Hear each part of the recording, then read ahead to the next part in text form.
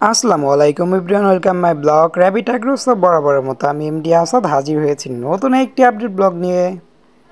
So শুরুতেই দেখা যাইতেছে আমাদের কোয়েল পাখিগুলো আজকে ডিম পাড়তে কিন্তু অলরেডি শুরু করছে, মানে বিকেলবেলা ডিম পাড়ে, এখন ডিম পাড়তে শুরু করছে। এই পাশে দেখা যাইতেছে 6টার মতো ডিম, আর ওই পাশে একটা, টোটালি হইতেছে 7টা ডিম অলরেডি পাড়ছে।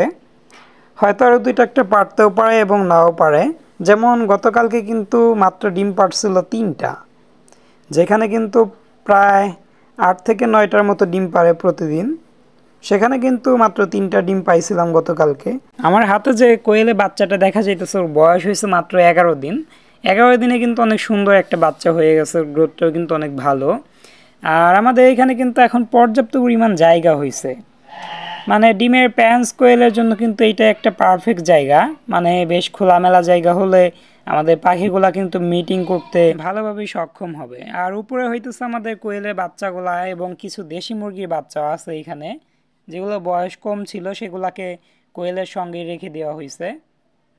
যেমন আমাদের এই কোয়েলটার কিন্তু পায়ে একটু সমস্যা হয়েছে, জানি না কেন, জানি না এই দুইটা পাও কিন্তু ওর ফুলে যাইতেছে আস্তে আস্তে। মানে আজকে সকালবেলা যখন এইখানে দিছি তখন কিন্তু একটা পা ফুলেছিল, এখনই দেখা যাইতেছে দুইটা পাই কিন্তু ফুলে গেছে। যাই হোক, ওকে এখানে রেখে দেই। আমার বিশেষ করে হইতেছে এগুলো কিন্তু জবাই করতে ভালো লাগে না, মানে জবাই করে যে খাবো সেটা কিন্তু মন চায় না। আর আমাদের স্নিগ্ধা বাহিরে যাইতে চাইছিল, ওকে বাহিরে একটু বের করে দিলাম। আর এই পাশে কোয়েলে বাচ্চাগুলোর অবস্থা কিন্তু একদমই খারাপ। আজকে মনেই ছিল না যে ইনকিউবেটরের ভিতরে আমাদের কোয়েলে বাচ্চা রেখে দেওয়া হয়েছে, যেহেতু গতকালকে কিন্তু বেশ কয়েকটা বাচ্চা এখান থেকে পালায়ে গেছে। মানে কোন দিক দিয়ে যেন একটু জায়গা পাইছিল, 6 থেকে 7 পিসের মতো বাচ্চা পালায়ে গেছে। তখন কিন্তু আমি রাত্রেবেলা ইনকিউবেটরে নিয়ে রেখে দেই, মানে ইনকিউবেটরের নিচের থাকটা যেহেতু এখন ফাঁকা পড়ে আছে সেখানে রেখে দিছিলাম, যেহেতু বাচ্চা যেন না হারাইতে পারে। আর আজকে এখানে একটু কাজ করে তারপরে এখানে এনে দেব। আমার সেটার মনে ছিল না, দুপুরবেলা যখন বাচ্চাগুলো এখানে নিয়ে আসছি দেখা গেছে প্রায় বাচ্চাগুলাই অসুস্থ হয়ে গেছে। মানে লং টাইম যেহেতু খাবার পায় নাই গতকালকে রাত্রে এবং আজকে সকাল থেকে দুপুর পর্যন্ত। আর এই ডিমটা সম্ভবত ইঁদুরে খাইছে, মানে গাছে যে ইঁদুরগুলো থাকে বড় বড় সাইজের, ওরা সম্ভবত খেয়ে ফেলছে, তা না হলে এখানে কিন্তু অন্য কিছু আসার মতো সম্ভাবনা নেই। আর যাই হোক, ইঁদুর মারার কিন্তু অলরেডি ফাঁদ নিয়ে আসছি, কয়েকদিন আগে দেখাইছিলাম। আজকে সে ফাঁদটা ইউজ করব, দেখা যাক পরে কিনা বা ধরতে পারি কিনা ইঁদুরের ফাঁদে। আর কোয়েলগুলো এরকম লাফালাফি করলে কিন্তু খুব ভালো লাগে, মানে সুস্থ কোয়েল কিন্তু এরকম নাচানাচি করে, মানে এরকম লাফালাফি করে। আর অসুস্থ পাখি কিন্তু এরকম লাফালাফি করে না। আর যখন এরকম লাফালাফি করে নিজেরই কিন্তু অনেক ভালো লাগে। আর এপাশে আমাদের পুষ্পরাজকে রেখে দেওয়া হয়েছে, যেহেতু আমাদের উপরে এই কবুতর জোড়া কিন্তু নেস্ট তৈরি করতেছিল, আর পুষ্প কিন্তু ডিস্টার্ব করতেছিল। পুষ্প তো প্রচুর পরিমাণ ডিস্টার্ব করে, বা ওর কিন্তু একটু রাগ বেশি, ওদের কিন্তু ডিস্টার্ব করার কারণে ওকে সরিয়ে রাখা হয়েছে। আর আমাদের উঠানে নেওয়ার পরে কিন্তু চোখে পড়লো এপাশে কিছু ভেড়া আছে, মানে উঠানে আসার পর আমাদের সেই 3টা ভেড়াই কিন্তু এইখানেই আছে। এই বাচ্চাটা কিন্তু অনেক ছোট অবস্থায় দেখানো হয়েছিল। বিভিন্ন ব্যস্ততার কারণে পুষ্পরাজকে কিন্তু তেমন একটা সময় আমি দিতে পারি না, ও যতটা সময় আমার কাছে চায় আর কি।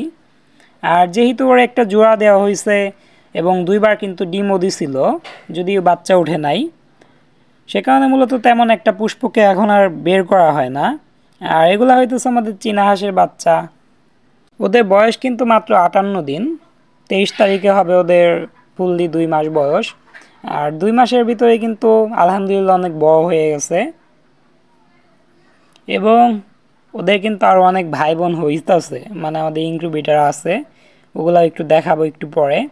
আর এইদিকে কিন্তু ছোটোখাটো একটা ঝড় শুরু হয়ে গেছে, যে কারণে আমার র্যাবিট ঘরে আসা বিশেষ প্রয়োজন। মানে র্যাবিট ঘরের যে ব্যাক সাইডের যে পর্দাটা আছে ওইটা কিন্তু উঠাই দিতে হবে, তা না হলে কিন্তু ছোট বাচ্চাগুলো ঠান্ডা লাগবে, ইভিন আমাদের বড় কোয়েল পাখিগুলোরও ঠান্ডা লাগবে। যেহেতু হঠাৎ কিন্তু এত ঝড়ের মতো বাতাস আসলে বা ঝড় হলে কিন্তু প্রচুর পরিমাণ শীত লাগে, ওদের কিন্তু ঠান্ডা লাগবে।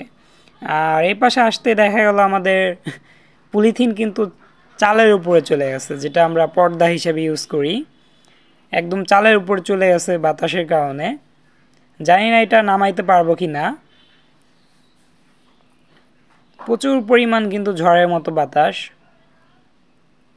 এখানে যদি বৃষ্টি হইতো তাহলে কিন্তু ঝড় হিসেবে বিবেচিত হইতো, কিছুটা শুকনো ঝড়ের মতোই। আর আলহামদুলিল্লাহ পর্দাটা নামাইতে আমরা সক্ষম হয়েছি, মানে ওই পাশ থেকে কিন্তু একটু কষ্ট করে নামানো হয়েছে। এটা এখন বেঁধে দেওয়া হয়েছে আলহামদুলিল্লাহ। এখন যতই ঝড় হোক সমস্যা হবে না তেমন একটা। আর আমার বাচ্চাগুলা কিন্তু দেখা যেতেছে এই পাশে সব জড়ো হয়ে গেছে, যেহেতু প্রচুর পরিমাণ ঝড়ের মতো বাতাস ছিল বাহিরে। আর পর্দাটা উপরে উঠে যাওয়ার কারণে বিশেষ করে এরকম বাচ্চাগুলো জড়ো হয়েছে। আর পুষ্পকে একটু ভিতরে রেখে দিতে হবে, যেহেতু প্রচুর পরিমাণ এখনও কাজ বাকি আছে, মানে সন্ধ্যার কাজগুলো এখন সেরে ফেলতে হবে। আর এদিকে সম্ভবত কারেন্ট চলে গেছে, যেহেতু আমাদের বাচ্চাগুলো দেখা যেতেছে জড়ো সড়ো হয়ে গেছে এবং বাল্বটা নিভে গেছে। এই বাচ্চাটাও সম্ভবত একটু পরে মারা যাবে। আর আমাদের উঠানে কিন্তু আমাদের চীনা হাঁস পরিবারের সব সদস্যগুলা, মানে দেখা যেতেছে আব্বু আম্মুর সঙ্গে 3 ছেলে মেয়ে। আর নতুন কিছু সদস্য চীনা হাঁসের আমাদের র্যাবিট পরিবারে আজকে আসছে, একটু উপরে উঠিয়ে দেখাই। এবার কিন্তু বাচ্চাগুলো আলহামদুলিল্লাহ ভালোভাবে উঠতে পারছে। টোটালি 6টার মতো বাচ্চা এখন আছে, 7টা উঠছিল, একটা বাচ্চা মারা গেছে। যেহেতু মুরগি দিয়ে কিন্তু আমরা বিশেষ করে চীনা হাঁসের ডিমগুলো বসিয়ে থাকি, মুরগির পায়ের নিচে পড়ে একটা বাচ্চা মারা গেছে এবং বাকি 6টা আলহামদুলিল্লাহ সুস্থ আছে। একটা মারা যাওয়ার পরে কিন্তু বাকিগুলো আমরা ইনকিউবেটরের নিচে যে জায়গাটা ফাঁকা আছে সেখানে কিন্তু রেখে দিছিলাম, সে কারণে এই বাচ্চাগুলো আলহামদুলিল্লাহ অনেক সুস্থ আছে। এবং এটা সম্ভবত আগের তারিখটা, মানে আগে যেগুলো উঠে গেছে বাচ্চা, এটার কোনো কাজ নেই। আর এগুলা বসানো হয়েছে কত তারিখে?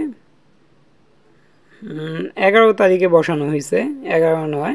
আর বাচ্চাগুলো উঠবে 28 তারিখে।